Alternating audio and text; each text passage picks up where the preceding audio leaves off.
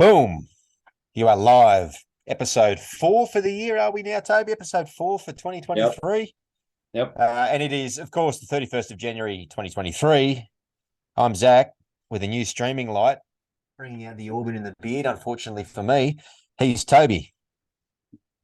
He is Toby. I don't know. Oh, there he is. There he is. I thought you were going to introduce me, but you did, but wait Oh, for me I to did. actually reply. But there you go. I did the best I could with what I got, mate. Let's be honest. Fair, fair. What's going Hmm. on? Not much. You're looking and sounding, well, not looking. You're sounding a bit better. Yes. Yes. Back in the office today. Yep. COVID free, but Yep. exhausted. So I think I got a little bit of the probably not long COVID, but just exhausted from being sick for a week. So yeah, Yeah, no, there's you see not many me. things on you that I'll are be long, covering mate, my to be mouth a honest. little bit when I'm yawning. Yep. So Yeah, good. Yeah, that would be good. Baseline levels of respect and manners. That's good to see. New acquisition from you, no doubt. yeah, it's definitely something I've been working on, in the past. So I like your little you got a little studio edition in the background there, mate. I Get your little did, I did. cue ball head out of the way. What do you got going on there? Mate, that is an '05 little plaque thing that my mum of all things got for me the year we won it for Christmas. So she got my brother and I one of them. Bit faded. It was basically sitting up on a wall for years and years, but direct sun got to it, so bit faded. But figured you've got the jersey behind you. I'll get something for me. Yeah, absolutely. We don't call that faded or age. It's probably just a little bit of patina, which is good. That's that type of aging on things that we like. When you get a brand new leather wallet, it's all stiff, no good. Needs a bit of patina, soften it up a bit. That's all Sure, that is. It just adds sure. adds a bit of vintage. Adds a bit What of do you reckon? charm. Bit of Yeah, charm. yeah, a bit of charm. Straight to the pool room if you had a pool room. If I had a I pool dare room. say that would be in there, wouldn't it? Oh, bloody oath. That'd be the first thing put in there. What a cracker. Right. Well, other than that, what's been happening? Not a whole lot. Not a whole lot, mate. Not a whole lot. Just like I mentioned last week, the new job started and just continuing on with that, and yeah, just recovering and gearing up to you know have a lot more sleepless nights again with baby number two almost here. So Mm, mm. yeah, How exciting. Getting close now. getting close, couple of weeks. So Wow. Very yeah, good. How good's that? how good is And hopefully, another voice in the house to vote you out of decisions. So, I don't have yeah, this. you're going to be, yeah, well, fair I'm enough. I'm I'm pretty far down the pecking order. So Yeah. Yeah, well, that's good. That's a good decision. That yeah. there in itself. I think What that's great. Oh, very nice, mate. Well, that's good to see. about yourself? Um, yeah, not a whole lot, just about the same. Ticking on, sort of working our way into the year for work and whatnot, and loving February come early in Brisbane. I'll tell you what, that last week of January that we're still sitting in, oh, woeful. I'm guessing you're talking about the heat. Absolutely, and not Yeah, not of the Brisbane variety, not the cricket side, but no. oh, the weather, mate, it's been horrid. Oh man, it's the apart from Brisbane also being in Queensland, it's another thing you can't really give it credit for is it's dry heat. Oh. No, I mean dry. It's been a little bit drier today, but yeah, the mugginess has been floating around too. That's the thing that kills Uh, me, I find. And yeah, this 6 weeks every year, the worst. I tend to melt a little bit, but every day that goes by, we're a day closer to winter and some nicer temperatures. I was about to say, and you're a happy man. Absolutely. Nice jersey, by the way. Oh, yeah, I thought you might notice that one. You Yeah. got a nice old Blues jersey. I dug out my some of my older jerseys up from the storage and gave them all a freshen up and a wash and a bit of fabric softener. Unfortunately, some of the older ones, the The old wizard ones. yeah, the old sponsorship logo doesn't hold up all too well. But I guess talking about patina, it just bump the table. Adds a bit of charm, doesn't it? Bit of charm, bit of charm. I think I'm gonna have to get a new Blues jersey for this year, just because not because they're good. I'm not a fan of the Blues jerseys this year, but The one that I do have was when from a time when I was a lot skinnier, and I don't know if I'll ever fit into it again. So probably time for an Oh, upgrade. I don't know about that. I reckon there's your motivation right there. See, sorted. Oh, Problem sorted. Two birds with one stone. Save a few doll hairs, a few dollary doos, and you know, nip and tuck your way into a nice what that'd be a med- nice medium large. that'd be a nice little present for myself, wouldn't it? Get myself a nip and tuck and fix something on my head. Well, this has truly become what the Weather Town podcast, the Fashion Town podcast. So might Cosmetic as well surgery podcast. we might as well a bit of a throwback to maybe the origins and maybe start talking Tigers. What do you think? Yeah, let's do that. Hey, let's do that because if anyone is following us on Facebook, you would have saw a bit of a share today because there was some a bit of rumors going around, more than rumors from what you tell me. Yeah, so there's a bit of floodgates that have opened up in the last 24 hours in the rumor and innuendo space, and from multiple accounts too. Um, Multiple sources seem to be confirming the same thing, and that is that there is a meeting slated, let's say slated, same thing for Thursday this week, where Moses and his management will meet the Tigers at Concord. And,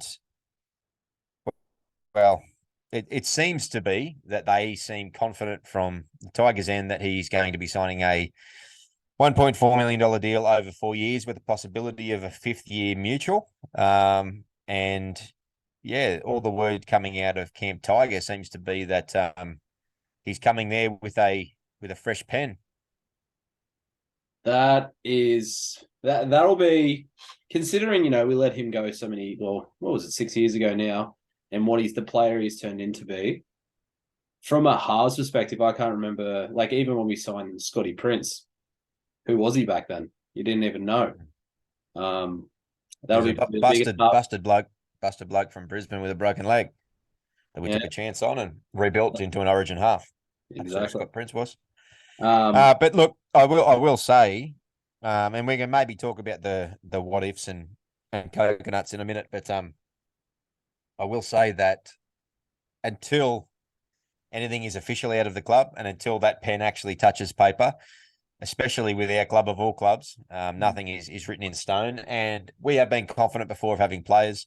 There was a verbal agreement with Latrell from all reports. I mean, Josh O'Dakar signed a heads of agreement, which effectively is a non-legally binding written piece of writing that indicates that they intend to sign. So, as we well know, until the fat lady sings on contracts with West Tigers, it's never quite over the line, is it?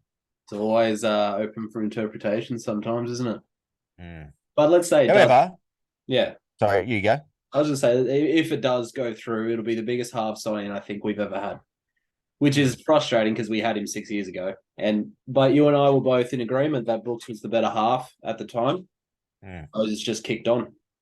Mm. Brooks didn't really. And look, yeah, look, early Brooks as well. I mean, not that early, but he was only 3 years into his career at that stage, of technically four, but he only played one game in 2013. So, Yep. um,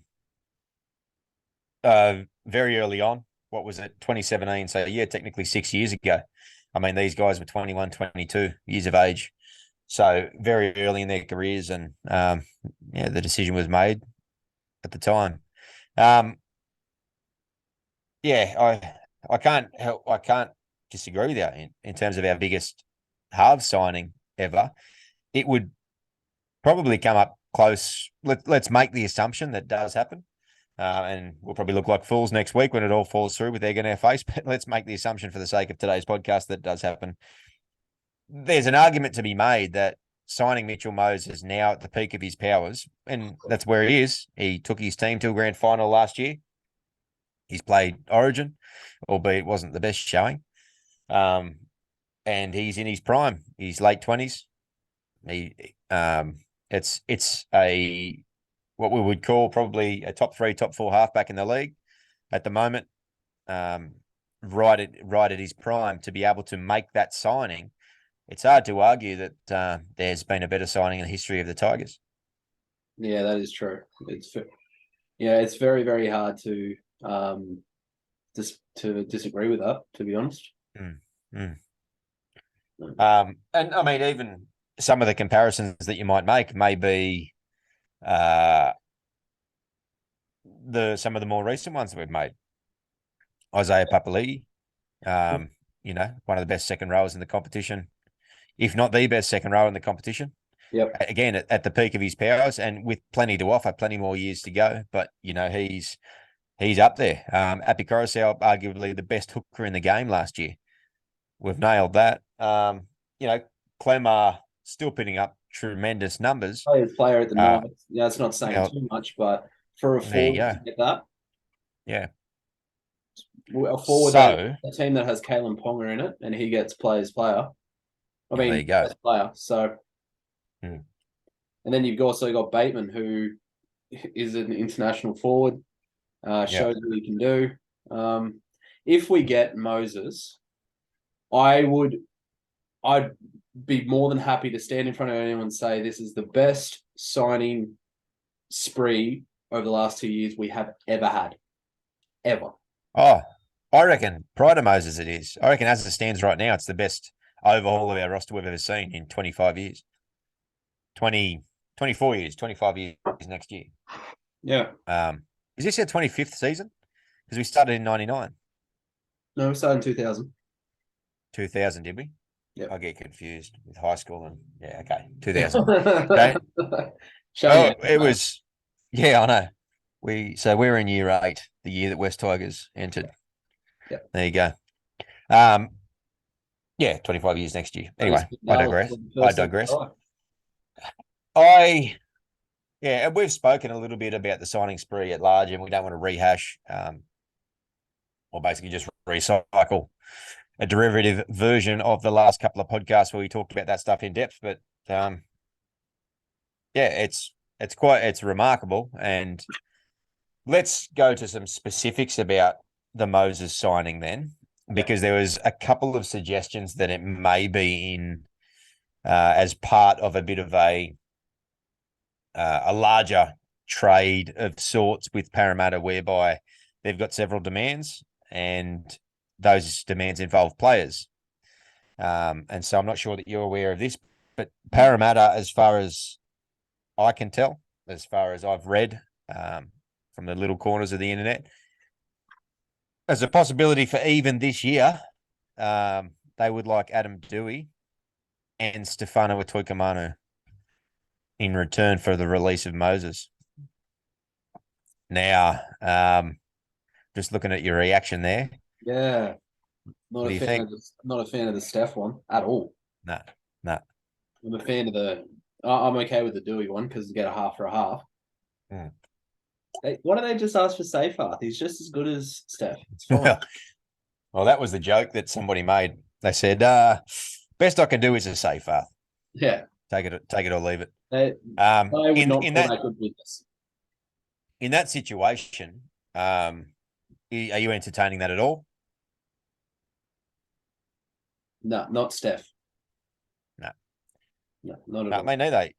In my opinion, last year aside, he's still the best young prop in the game. Oh, easy. By far. And he can be the leader of the pack for the next 10 years alongside Pole and whoever else we've got coming through. Offahan Gow, he's only sort of mid-ish 20s himself, 26 or 27. So, to me, I'd rather wait for Mitchell Moses for another year and 100%. I'd rather him wait. in 24.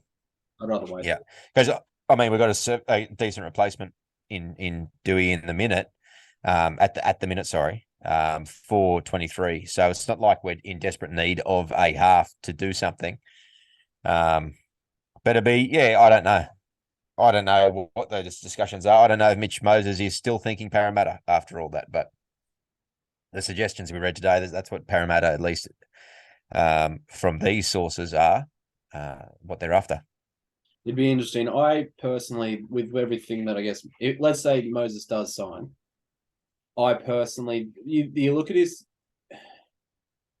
character, and yes, he left us because he wanted to be a dominant halfback, and that's not what they saw him as, and they didn't see him as the priority signing.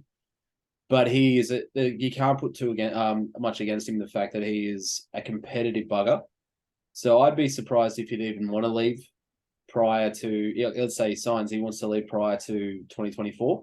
I think that if the competitiveness that I think he has in him, that I've seen in him, he'd want to stick it out for one more year and try to do something with Parramatta after how close he's gone. Yeah, So, quite possibly. mm, Possibly. It could have been negotiations can go toxic too. That does happen. And yep, he has form in leaving contracts early. So you might be right, or it might be the flip side. I can see both happening, to be honest. I'd be very, very, with what the Tigers have done over the last 18 months, this would put a sour taste in my mouth if they did decide to agree to this and let Steph go. Because we read, Yeah. I think it was Clarkie's RL forum, that what that the Knights are still paying $400,000 for Clemmer, so we're paying Clemmer less this season than we were paying Zane Musgrove, and Yeah. that's just Quite good business. And that's like, quite yeah, quite possibly the worst resource on NRL news, Clarkie's Instagram, whatever. He's woeful. Supports the Titans, mate, brother. What are you doing? The information is just rehashed stuff off Fox Sports and whatnot. That I think was from a Sydney Morning Herald article. It was either that or it was a Daily Telegraph article. And as we know with journalists, we don't know whether these numbers are right, but let's assume that they are. And it's a bit of a tangent, but if that's the case, how amazing a swindle was that by the Tigers, it's ridiculous. offloading Zane Musgrove at full freight and end up getting David Clemmer this year for cheaper, basically. It doesn't sound like something the Tigers would do, but No, turned a few corners. definitely have. Mm. I think working in our favor too with the Moses thing is, I don't know if you watched the interview with Sheensy when they had the fan day. It was just recently. Mm-hmm. And he was talking about, Moses coming over and all that stuff. And you could see what he said. I think his exact words were, or close to exact words were, well, I signed them when they were juniors. I knew what he was capable of, but I never got to coach him. So Mm. I'd love to do that. And, you can see Brooksy is starting to benefit a little bit from Sheensy being there, the same way that Benji benefited back when he first started. And it's a very different world than it was back then. I mean, there was no real social media or anything like that when Benji first started. And, we've been critical of Brooksy. We've smashed Brooksy last year, but he seems to be a little bit more comfortable with, I guess, his purpose. And I think, you know, Sheensy's, if anything, Sheensy's always been a really good people manager. So maybe that's a little bit of ammunition for us in those negotiations on Thursday. Mm. Yeah, and Brooks was interviewed today or yesterday, and he basically said point blank that he's been talking to Mitch and trying to convince him, getting in his ear about coming over. He said that there's a better vibe about the place. He mentioned in the interview that he only lives down the road. They're still best mates. They'd love the chance to play together again. They both had daughters born last year, 2 weeks apart. So he's saying all these things in public now, and obviously that's something that he's been working on. I guess trying to do what he can from the recruitment space, and by all reports, they still remain pretty close mates. Yeah, It was reported that Papali'i as well sent a text message to Moses, asking him when all the reports started to come out if he's thinking about coming home. He said so. Yeah, it's good to see the boys trying to stick the knives in a little bit and get one under Parramatta's skin because over the last 5-6 years, they've sort of just cherry picked our best yeah. and been able to capitalize on it. So it'd be good to see the reverse happen in a way. I'm just trying to think. Apart from Moses and Madison, who else did they grab? It was primarily those two I was talking about. Yeah. Yeah. But yeah, they were some of our best, and Madison was, definitely one that what was that, 2019? We loved him, and we thought he was going to be a future for us, and yeah, jump ship Parramatta. But yeah, but then at the same time, I've also read reports that Dylan Brown's getting in his ear, and he'll be getting it from both sides. Clint Mm. Gutho, Gutho has been in his ear. Yeah. So Yeah, for sure. I think it's And just he knows that place. So that's why I'm not confident, because there's a fair argument, as you said before, to stay at Para. So yeah, it'll be what it'll be. But hopefully we reach some sort of crescendo, so to speak, towards the back end of this week. And yeah, whether we find anything out Thursday or not, hopefully at least we're moving to some sort of solution, because I can't imagine them wanting this to drag on into the season proper. It's a monumental distraction. no, no, I wouldn't say. I wouldn't think they want that to keep going. Apparently he's got till round 10 this year to give Parramatta his decision. So you Yeah. never know. You never know. He might just keep dragging it out and dragging it out. I guess, like you said, until there is pen to paper and until announcement has been signed either way, Mm. it's it's Schrodinger's cat. It's either both alive or dead. Well done. Mm. Nice reference.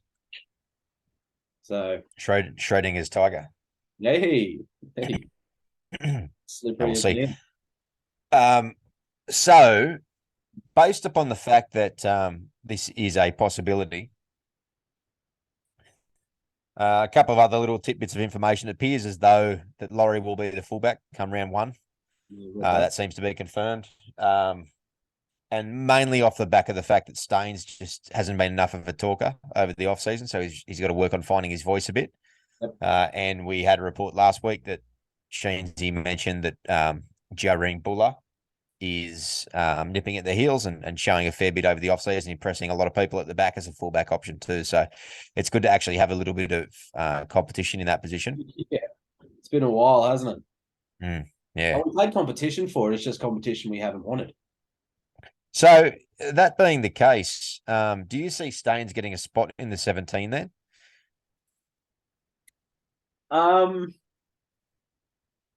Look, my initial 17 had Mamalo in there, but I was reading reports or reading suggestions that, Sheensy's just not a fan of his defense. So I think that there's always possibility that he might get a start over Mamalo.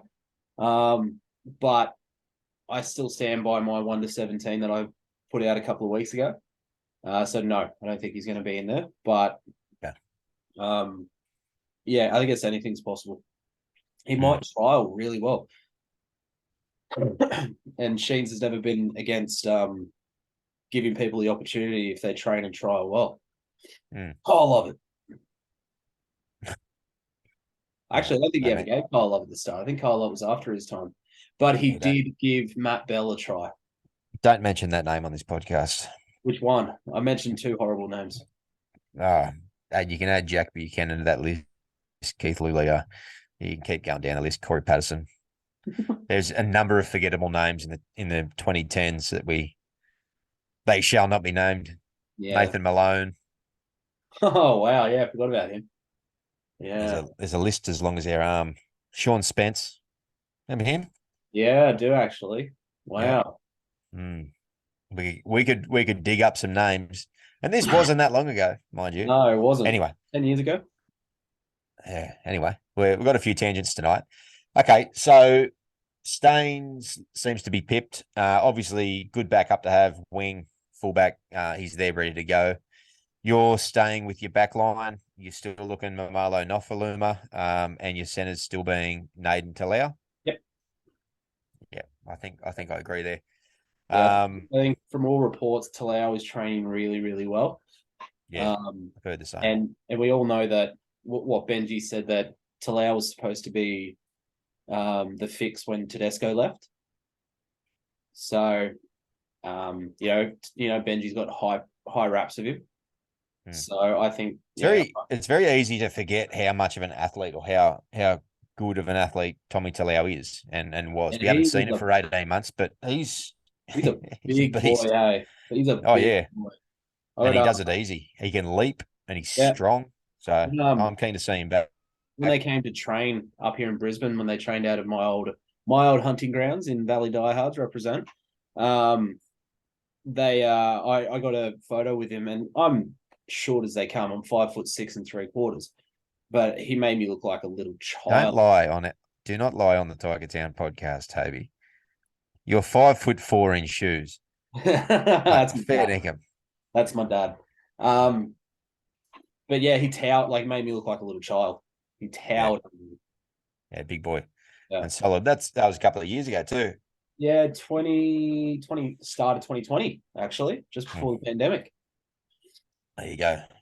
Um, yeah, okay, interesting. Obviously, if the Moses thing happens, it's most likely going to be for next year. Probably beyond all shadow of a doubt, to be honest, will be happening for next year. This year, I just can't see it happening. Um, the obvious scenario in that situation would be that Moses falls into halfback and Brooks out to 5'8". Do you agree? Yes. Yeah. I think that Moses has proved that he is now an out halfback. And I Yep. think we can both agree that Brooks's best game is when he's a running player. Yep. Even he said that. He said that numerous times. And he said in an interview and just recently, he's excited about quick service out of dummy half so that he can take the line on a lot more and even get tries for Mm, himself. That's what he was saying. mm. And yeah, out and out.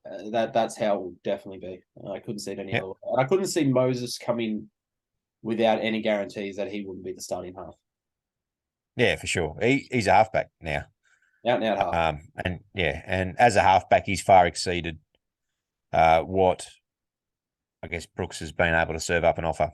Yeah, no, I agree. So a lot of reports when Moses originally started conversations was that the Tigers need to improve their forward pack. And I mean, it's hard to argue with the fact that they've done that in spades, right?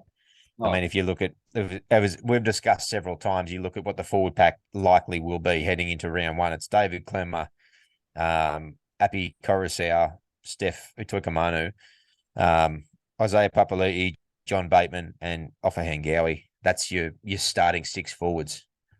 yeah. I mean, and we've said it ad nauseum a little bit in the last month, but um, that's got to have far exceeded even his expectations, You, you surely. you put that if you put that on paper, that's six people. You have what two past Origin representatives who could still play Origin. You've got a future of Origin who is an 18th man or 20th man. You've got backup Origin hooker, also a Fiji representative. You've got a New Zealand representative, also touted as the best second rower in the game a couple of years in a row. And then you've got an English international. I mean, that there puts on Who paper. was second row of the year in 2019 Yeah, and as that, well. and I think One of his 2 years. he would have been. I don't know about what happened in the Super League, but you'd have to say he'd been up there to probably have that award again in the Super League. Um, but you put that on paper, and you have a look at every other team in the comp, and people could dispute it, everything like that.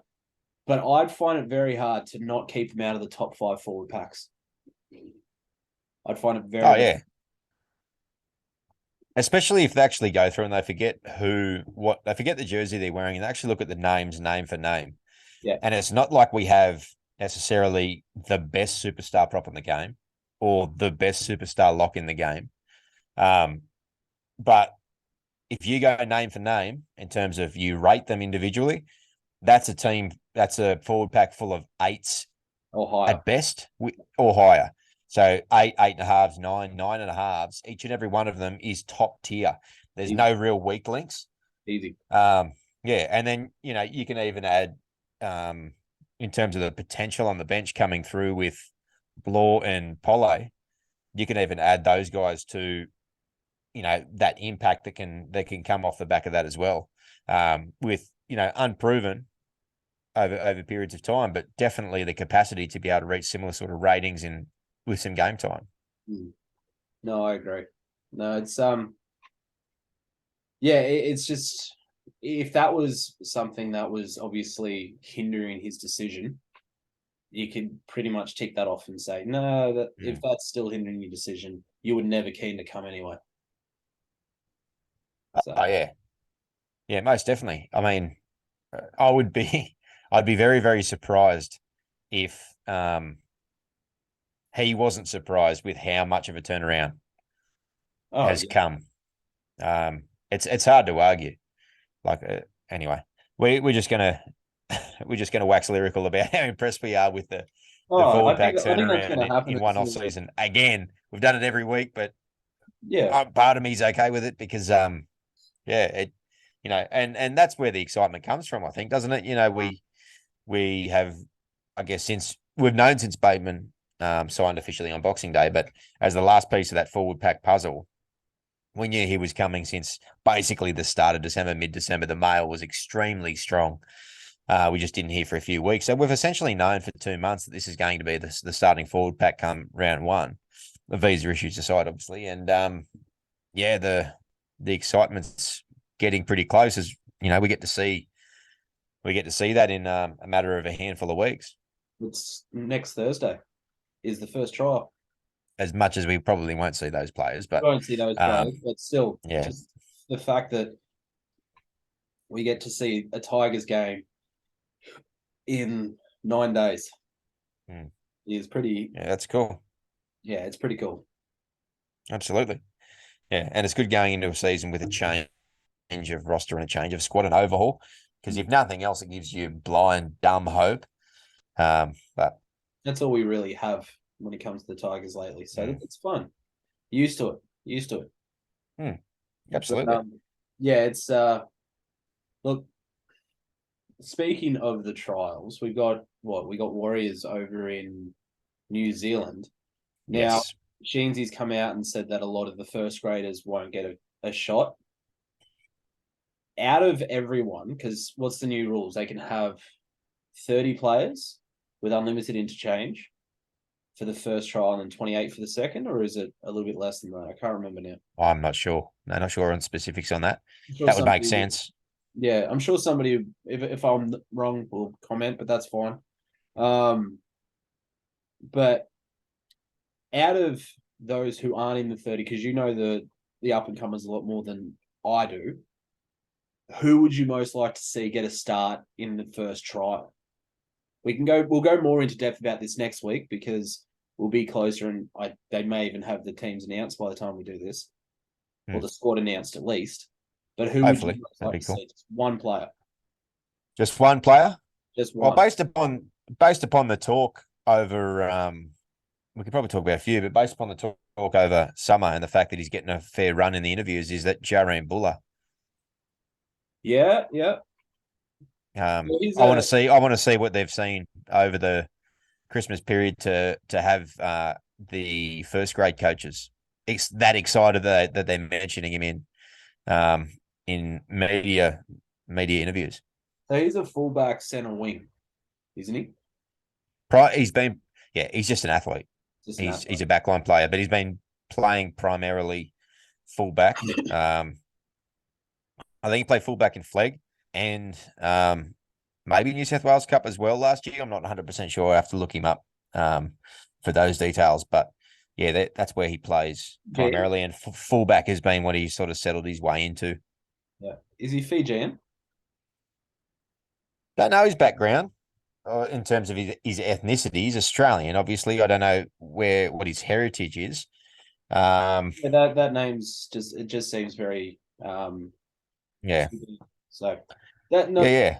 Yeah, I don't really want to speculate. But yeah, I'm sure. Coming to think of it, I did read something. Is he Papua New Guinean or Torres Strait Islander or something along those lines? Maybe. oh, okay. Anyway, yeah, It's just I did read a write up. Yeah, you keep but seeing all these amazing Fijian players come out of the woodworks, like what is it, Sivi Turuva from Panthers. Taruva, yep, yep. That's actually funny Sunia.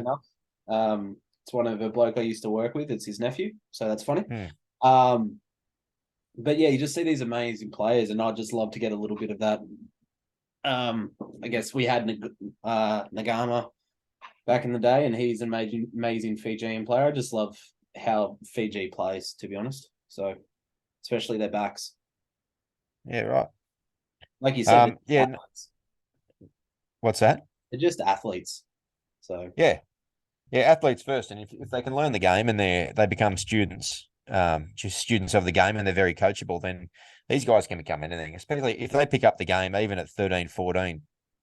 By the time they get to junior grades and reserve grade, they've had 5, 6, 7 years of learning and playing the game under the best coaches in the best systems, provided that they are good enough.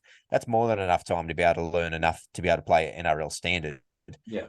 If they've got that giftedness within them. So, yeah, it's amazing. It's amazing how much talent is, in the Pacific region, whether you're talking Fiji, you're talking Tonga, Samoa, even up to PNG, where else? Cook Islands. And then obviously you've got everyone out at NZ. So the talent pool out in those areas is just phenomenal. It's Oh, crazy. it's ridiculous. It's ridiculous. Well, what's the percentage of Polynesian players now? It's over 50%, isn't it? Oh, In the they have NRL? to be. They have to be. Yeah. Yeah. Yeah. And they fill all spaces too, which is cool, because you think of, your typical Polynesian players being big, strong, powerful, and more probably suited to the forwards as a stereotype, I guess. But then you look at players like Joey Manu and Jerome Hughes, who are just electric playmakers and backline players. Benji Marshall, so We got I guess like anyone, they fill all spaces. that young Katoa who went up to the Dolphins. Hasn't even had Isaiah Katoa, yeah, yeah, he hasn't even had halfback, a start. Yeah, hasn't even had an NRL start, but he played for Tonga in the World Cup, and such huge raps on him. Yeah, he brained him. But they're just I remember moving up here and playing footy up here. Came from New South Wales bush footy, where you had a lot of Indigenous players. You and I used to play against Greg Inglis, and they could just carve you up. They'd get a ball in their hand and they'd score 6 tries.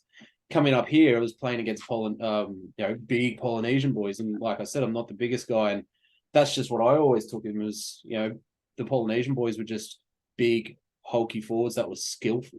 But then you've got this new batch coming through of just quick, skillful young kids, and fit.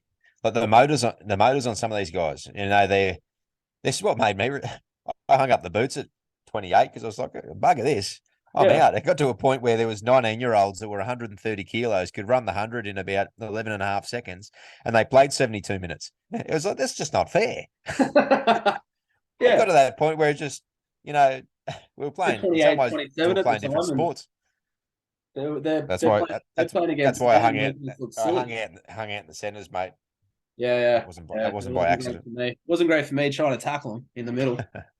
Yeah, you played a little bit of prop at certain points, as I remember too, and that wasn't much fun for you. No. Glad I did both my shoulders and I couldn't play anymore. Yeah, so Buller would be one I'd be keen to see, but I can imagine being a young squad and a young talented squad beyond the top 30 squad. I'm talking about as a club, I guess. A lot of talent through SG Ball, obviously, and the Harold Mats last year, and then into Flegg this year. New South Wales Cup. I haven't looked at what the squad was looking like this year. I'd imagine we haven't yet seen a lot of that wave of talent flow through completely into reserve grade yet, but that's obviously going to happen with time. But yeah, if a few of those 18, 19-year-olds, the youngsters, get a crack, it'd be good fun. Yeah, I agree.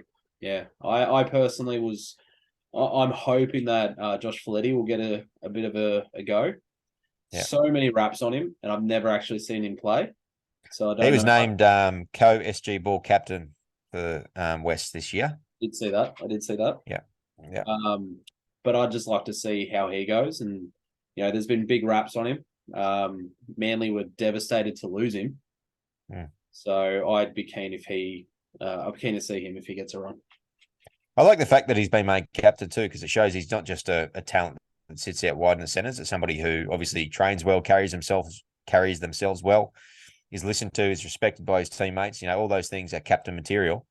And you don't see a whole lot of backline players, particularly centres, that are singled out for that. It's not just on pure talent that people are chosen for these types of roles. So that's really encouraging to see as far as I'm concerned. Because his haircut is woeful. Joshy, what are you doing, brother? Honestly, I'm getting over these bloody mullets. Tell you that much. Showing my age now. Look like he got run over by a drunk lawnmower. Yeah, mate, you got to do something about that cut. Boys that we won't see come through, I dare say, is Kit Lauali'i, which is another bloke who young lock coming through. I think we're going to see the types of. I think we're going to see some of our fringe first graders that are top 30. We're going to see the likes of Tumouth, um, uh, Mansfield, Webster Mansfield. We're going to see like Madam will get something. another run. Matamu will get a run. I dare say. Kautoga will get a run.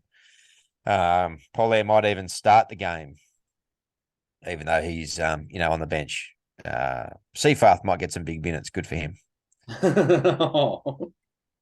I'd I'd like to see. I want to see a bit of Junior Tupou. I'd like to see him his preferred position because his preferred position's fullback, isn't it? I think that's where they were trying to play him. But I think, as far as I know, at least last year, he was the same victim as the Charlie Stain situation, which is he just hadn't been able to find a voice, and that was a glaring weakness in his game as a shy young fella. But I think centre is another position he can play, and obviously anybody that can play fullback and centre is capable of playing wing too. So yeah, it'd be interesting to see. But there's no shortage of names. It'd be cool to see. Like you said earlier, hopefully they release a long team list next week, and we can specifically go through some of them and maybe give the listeners a bit of an insight for a couple of names to look out for, maybe. Yeah. And then when the game proper happens on Thursday, we can show how we were completely wrong, and people that we don't even mention will be the better players. But we'll see. True. Yeah, I think that's yeah. I would say that personally, I've never been great at picking the ones that turn out to be something. You have a bit more success than I do, but yeah, it'd be interesting to see how our predictions go. So Yeah. You're a fool if you think you can be Socrates and make accurate predictions. I think, sometimes there's someone like a Tedesco or someone where you just know oh coming yeah, through the ranks that they're an absolute weapon. well, But I can vividly remember you telling me, even this is well before forums and internet and all that really took off. I think we had the internet, but we didn't really use it. You told me back in 2006 to keep my eye out for one kid. He said, you got to watch this kid. There's been big raps on him for a while. His name was Chris Lawrence. oh So yeah. he told me that back in 2006, and he did the same thing with Teddy back in 2011. Well, 2011. I think 2011 he Yeah. told me about him, and then he debuted in 2012 and broke his knee. Mm. They did his ACL. Still break Did his his knee. AC, yeah, did his ACL, and then he broke his knee after he reneged on Canberra in Yep, and bench 2014, I breaks think. too. Yeah, he ran into Terry Campese's knee Yep, and broke his shattered his patella knee. in half. Yep. Yeah. Anyway, yeah, Chris Lawrence Rowdy, still my favourite Tigers player of all time. Yep. He Just was he oozed humility and hard work, and he was just tough as teak. I just love the way he ran. I love the way he played the game, particularly as a centre.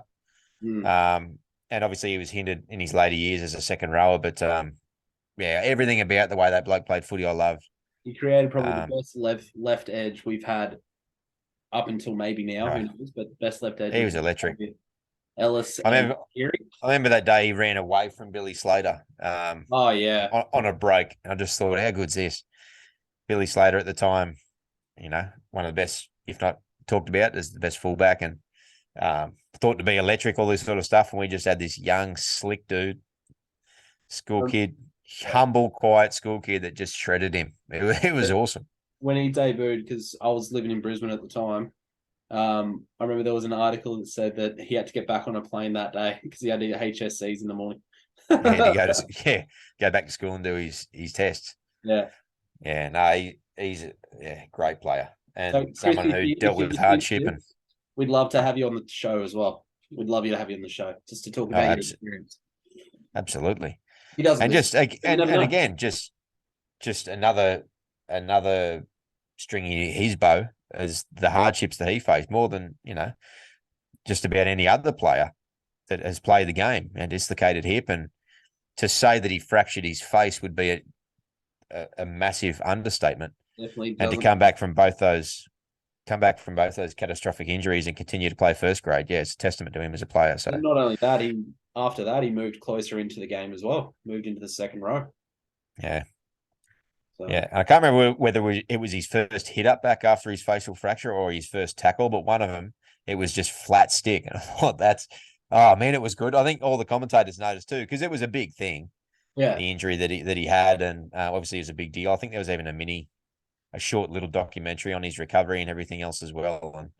And yeah, anyway, great player, Chris Lawrence. And I never met him at fan days or anything, but by all reports, just one of the loveliest blokes you'd Oh ever yeah, meet too. I met him a couple of times, and one of the nicest guys you've ever met. Mm, Always willing to yeah, have a chat with you and sign anything you want. So yeah. Yeah, very good. No, it's fun to think about some of those old players, and not old.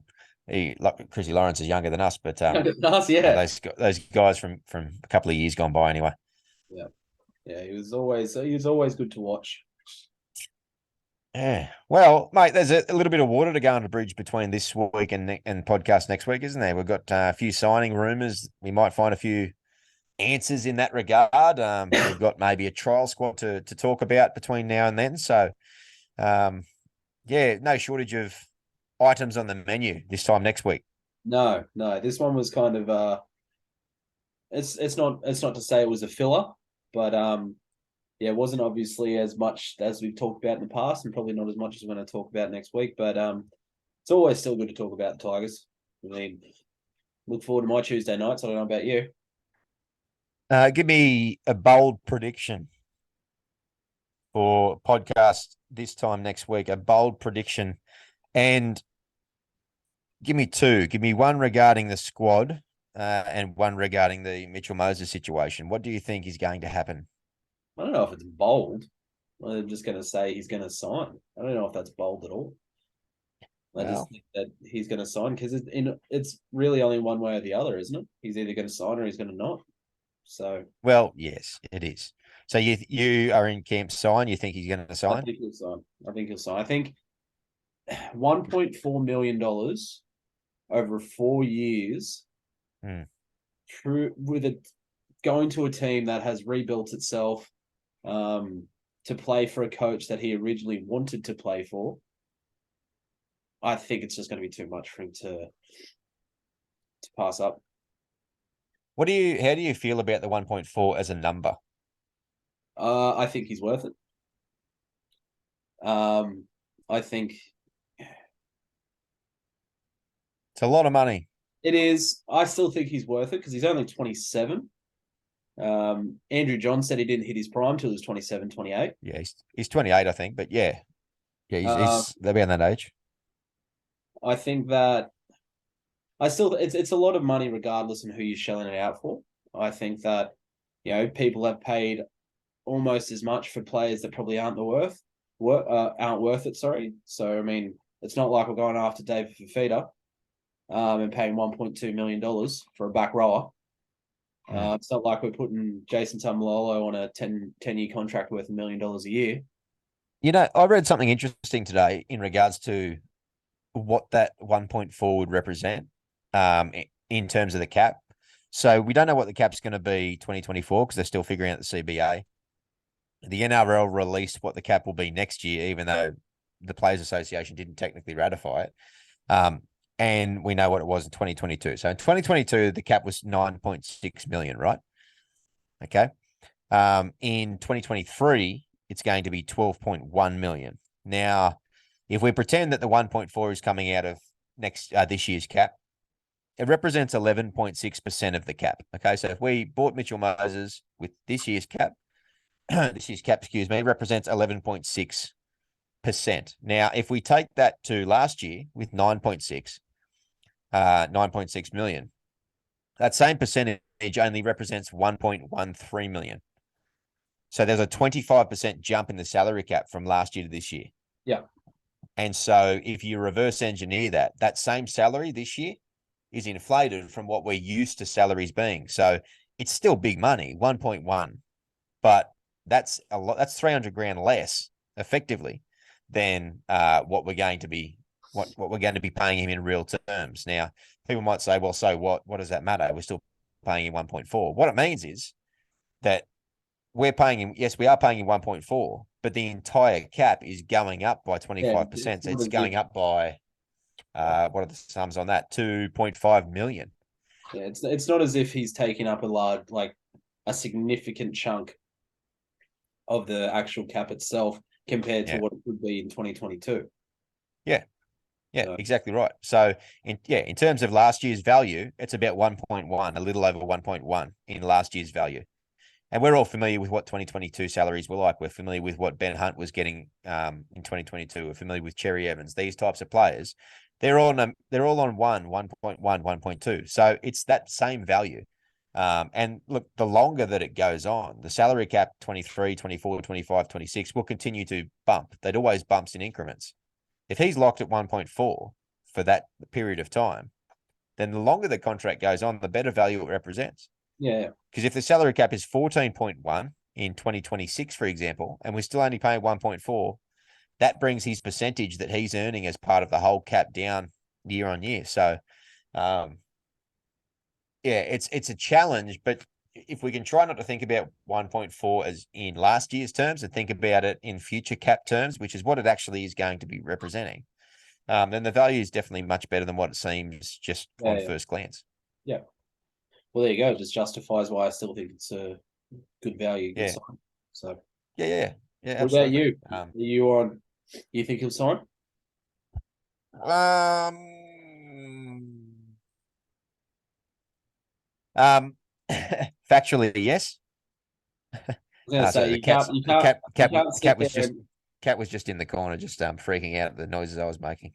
you gonna say you can't Um, sit there and get splitters in your ass on the fence either. no, mate, you're still plucking yours out from last week, fair dinkum. Doesn't matter. That was last week. I've ne- Go back and I've never seen someone jockey a fence that hard since bloody Melbourne Cup.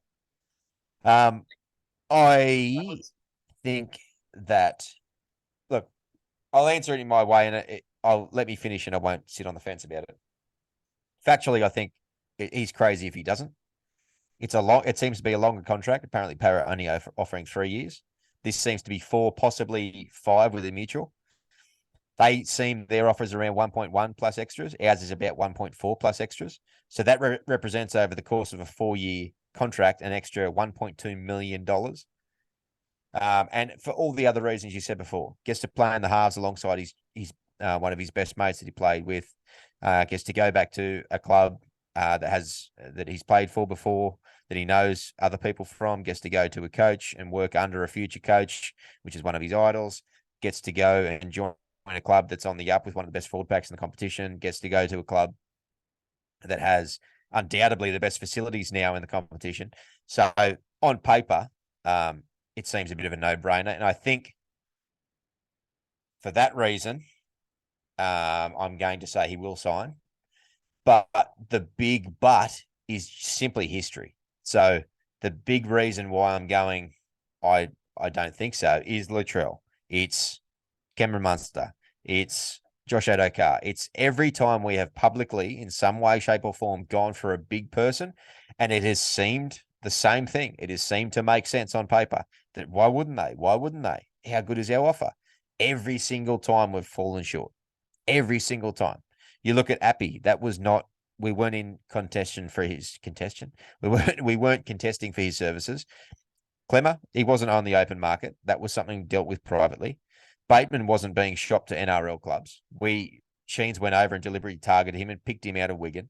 And Isaiah Papali'i was probably the only one, but it was only us that came in with a massive offer over whatever Para lowballed him at. So even the gun signings we've managed to nab have been either under contract and got early releases, or there've been people that have happened under the radar that weren't in a bidding war. Mitchell Moses has been in a bidding war. It was Para, Bulldogs, and us, and now doggies have officially dropped out, so now it's Para and us. And so I think that the whole reason I am trepidatious or apprehensive about the fact that it may not happen is simply based on history. But I'm with you. I say that he signs, and I say we don't find out until next week. Thursday would be lovely. yeah, it'd be really good if we could. But The other thing is, why would he bother coming to the club on Thursday for a meeting with a contract there simply to shake hands and go thanks, but no thanks? Everyone yeah, else sends a text message or a phone call or via managers or whatever else. unless he's trying to push Eels up even further, but I don't think the Eels can go up any further. Oh, I think final offers were in weeks ago. I think it was just back and forth about minute details. So decisions are going to be made. He might think Tigers tonight, though, on Tuesday night, and then tomorrow morning wakes up and he thinks Eels. So, these decisions have changed from players. They've spoken about it in retrospect. I can't think specifically. I know that there's a couple of big players that have spoken about how they've changed their mind almost overnight, close to a signing date with major contracts. So, whichever way it falls will be I've the got way that it another falls. bold prediction for you. Yep. Moses signs, and Benny Elias comes to the table and says that he talked him into it. Bold, mate. I guarantee you that's what will happen if he signs. Bold, not Captain Obvious predictions. Oh, sorry. He'll. Interesting fact. Do you remember a little while ago that we had issues with Sam Ayub and all his stock?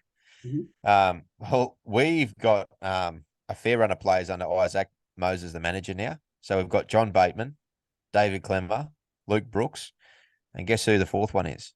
Mitchell Moses. Mitchell Moses. So Mitchell Moses was told, or the club hierarchy was told, and his manager was told, we need to strengthen the forward pack. So what did they do? They signed David Clemmer, Mitchell Moses. They signed Isaac Moses. They signed John Bateman, Isaac Moses. So, don't know. Who knows? Who knows? We'll, Who knows? We know. We know it's happening. Yeah, okay. It's all happening. Yeah. We've rubbed the crystal ball and it's happening. Yeah, that is a shiny noggin you got there.